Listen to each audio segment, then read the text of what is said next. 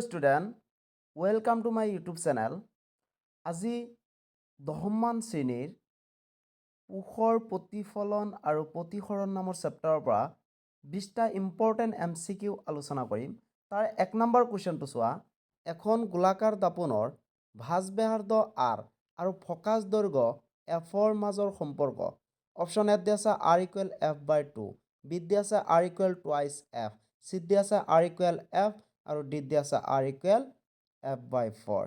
ইয়াৰে শুদ্ধ উত্তৰটো পাবা option B R = twice F। কাৰণ আমি জানো যে ভাঁজ ব্যাসাৰ্ধ ফকাচ দৈৰ্ঘ্যৰ দুগুণ হয়। তাৰপিছত চোৱা কুৱেশ্যনটো, গোলাকাৰ দাপোনৰ ফকাচ দৈৰ্ঘ্য আৰু ভাঁজ ব্যাসাৰ্ধৰ অনুপাত হ'ল। অপশ্যন এত দিয়া আছে 1:5, বিত দিয়া আছে 1:2, চিত দিয়া আছে 1:3 আৰু ডিত দিয়া আছে 2:3। এইটো একেবাৰে ইজি, কাৰণ আমি অলপ আগতে ক'লোঁ যে ভাঁজ ব্যাসাৰ্ধটো ফকাচ দৈৰ্ঘ্যৰ দুগুণ। গতিকে ফকাচ দৈৰ্ঘ্য যদি 1 হয়, ভাঁজ ব্যাসাৰ্ধ কিমান হ'ব? 2 হ'ব। গতিকে শুদ্ধ উত্তৰটো পাবা অপশ্যন বি 1:2। তাৰপিছত কুৱেশ্যন 3টো চোৱা। অবতল দাপোনে উৎপন্ন কৰা প্ৰতিবিম্ব। অপশ্যন এত দিয়া আছে সদায় সৎ, বিত দিয়া আছে সদায় অসৎ, চিত দিয়া আছে সৎ আৰু অসৎ দুয়োটাই হ'ব পাৰে আৰু ডিত দিয়া আছে ইয়াৰ এটাও নহয়। ইয়াৰ শুদ্ধ উত্তৰটো পাবা অপশ্যন চি, সৎ আৰু অসৎ দুয়োটাই হ'ব পাৰে। তাৰপিছত কুৱেশ্যন 4টো চোৱা। উত্তল দাপোনে উৎপন্ন কৰা প্ৰতিবিম্ব। অপশ্যন এত দিয়া আছে সৎ বিবৰ্ধিত, বিত দিয়া আছে সৎ সংকুচিত, চিত দিয়া আছে অসৎ বিবৰ্ধিত আৰু ডিত দিয়া আছে অসৎ সংকুচিত। ইয়াৰে শুদ্ধ উত্তৰটো পাবা অপশ্যন ডি, অসৎ আৰু সংকুচিত। তাৰপিছত কুৱেশ্যন 5টো একেবাৰে ইজি চোৱা। গাড়ীৰ পিছলৈ চোৱা দাপোন হিচাপে ব্যৱহাৰ কৰা হয়।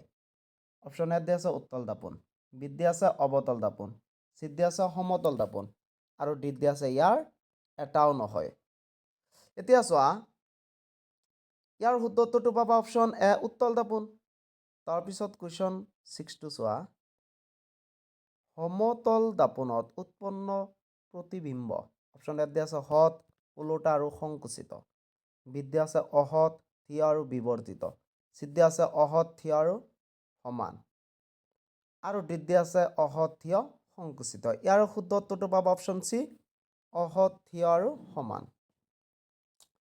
তাৰপিছত কুৱেশ্যন 7টো চোৱা। তলৰ কোনখন দাপোনৰ দৃষ্টিক্ষেত্ৰ আটাইতকৈ বহুল?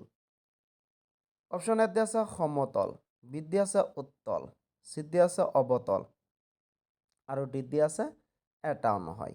ইয়াৰ শুদ্ধ উত্তৰটো পাবা অপশ্যন বি, উত্তল। তাৰপিছত কুৱেশ্যন 8টো চোৱা। এখন অৱতল দাপোনে লক্ষ্যবস্তুৰ সমান আকাৰৰ সৎ প্ৰতিবিম্ব গঠন কৰিবলৈ লক্ষ্যবস্তুটো থ'ব লাগিব। অপশ্যন এত দিয়া আছে মেৰু আৰু মুখ্য ফকাচৰ মাজত, বিত দিয়া আছে মুখ্য ফকাচ আৰু ভাঁজকেন্দ্ৰৰ মাজত, চিত দিয়া আছে ভাঁজকেন্দ্ৰত আৰু ডিত দিয়া আছে ভাঁজকেন্দ্ৰৰ বাহিৰত। ইয়াৰ শুদ্ধ উত্তৰটো পাবা অপশ্যন চি, ভাঁজকেন্দ্ৰত। তাৰপিছত কুৱেশ্যন 9টো চোৱা। তলৰ কোনটোত লক্ষ্যবস্তুৰ অৱস্থানৰ বাবে অৱতল দাপোন এখনে সৎ ওলোটা প্ৰতিবিম্ব গঠন নকৰে? অপশ্যন এত দিয়া আছে অসীমত, বিত দিয়া আছে মুখ্য ফকাচ আৰু ভাঁজকেন্দ্ৰৰ মাজত, চিত দিয়া আছে ভাঁজকেন্দ্ৰৰ বাহিৰত, ডিত দিয়া আছে ফকাচ আৰু দাপোনৰ মেৰুৰ মাজত। ইয়াৰ শুদ্ধ উত্তৰটো পাবা অপশ্যন ডি, ফকাচ আৰু দাপোনৰ মেৰুৰ মাজত। তাৰপিছত কুৱেশ্যন 10টো চোৱা। অৱতল দাপোন এখনৰ মুখ্য ফকাচত ৰখা লক্ষ্যবস্তুৰ বাবে উৎপন্ন প্ৰতিবিম্বৰ অৱস্থান। অপশ্যন এত দিয়া আছে ভাঁজকেন্দ্ৰত, বিত দিয়া আছে ভাঁজকেন্দ্ৰৰ বাহিৰত, চিত দিয়া আছে অসীমত, ডিত দিয়া আছে মুখ্য ফকাচত। ইয়াৰ শুদ্ধ উত্তৰটো পাবা অপশ্যন চি, অসীমত। তাৰপিছত কুৱেশ্যন 9টো চোৱা। অৱতল দাপোন এখনৰ ভাঁজকেন্দ্ৰত ৰখা লক্ষ্যবস্তুৰ বাবে উৎপন্ন প্ৰতিবিম্বৰ স্থান। অপশ্যন এত দিয়া আছে ভাঁজকেন্দ্ৰ, বিত দিয়া আছে অসীম, চিত দিয়া আছে মুখ্য ফকাচ আৰু ডিত দিয়া আছে ভাঁজকেন্দ্ৰৰ বাহিৰত। ইয়াৰ শুদ্ধ উত্তৰটো পাবা অপশ্যন এ, ভাঁজকেন্দ্ৰত। তাৰপিছত কুৱেশ্যন 12টো চোৱা। এখন গোলাকাৰ দাপোনে আটাইতকৈ সংকুচিত প্ৰতিবিম্ব গঠন কৰিবলৈ লক্ষ্যবস্তু থাকিব লাগিব। অপশ্যন এ দি আছে মুখ্য ফকাছত, বি দি আছে অসীমত, চি দি আছে ভাস্কেন্দ্ৰৰ বাহিৰত আৰু ডি দি আছে মুখ্য ফকাছ আৰু মেৰুৰ মাজত। ইয়াৰ শুদ্ধ উত্তৰটো পাবা অপশ্যন বি অসীমত। তাৰপিছত কুৱেশ্যন 13টো চোৱা। পোহৰৰ বেগ সৰ্বোচ্চ। অপশ্যন এ দি আছে হীৰাত, বি দি আছে গ্লাছত, চি দি আছে পানীত আৰু ডি দি আছে শূন্য স্থানত। ইয়াৰ শুদ্ধ উত্তৰটো পাবা অপশ্যন ডি শূন্য স্থানত। তাৰপিছত কুৱেশ্যন 14টো চোৱা। এখন অৱতল লেন্সৰ দ্বাৰা গঠিত প্ৰতিবিম্ব। অপশ্যন এ দি আছে হ্ৰদ আৰু সৰু, বি দি আছে হ্ৰদ আৰু পৰিবৰ্ধিত, চি দি আছে অহ্ৰদ আৰু সৰু, ডি দি আছে অহ্ৰদ আৰু পৰিবৰ্ধিত। ইয়াৰ শুদ্ধ উত্তৰটো পাবা অপশ্যন বি হ্ৰদ আৰু পৰিবৰ্ধিত। তাৰপিছত কুৱেশ্যন 15টো চোৱা। উত্তল লেন্সৰ দ্বাৰা গঠিত প্ৰতিবিম্ব। অপশ্যন এ দি আছে সদায় ওলোটা, বি দি আছে সদায় থিয়, চি দি আছে লক্ষ্যবস্তুৰ অৱস্থানৰ ওপৰত নিৰ্ভৰ কৰি ওলোটা বা থিয়, ডি দি আছে ওপৰৰ এটাও নহয়। ইয়াৰ শুদ্ধ উত্তৰটো পাবা অপশ্যন চি লক্ষ্যবস্তুৰ অৱস্থানৰ ওপৰত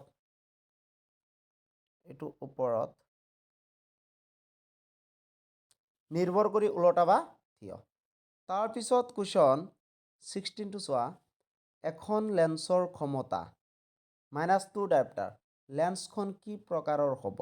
অপশ্যন এ দি আছে অৱতল, বি দি আছে উত্তল, চি দি আছে এ আৰু বি দুয়োটা, উভয় মানে দুয়োটা, আৰু ডি দি আছে ওপৰৰ এটাও নহয়।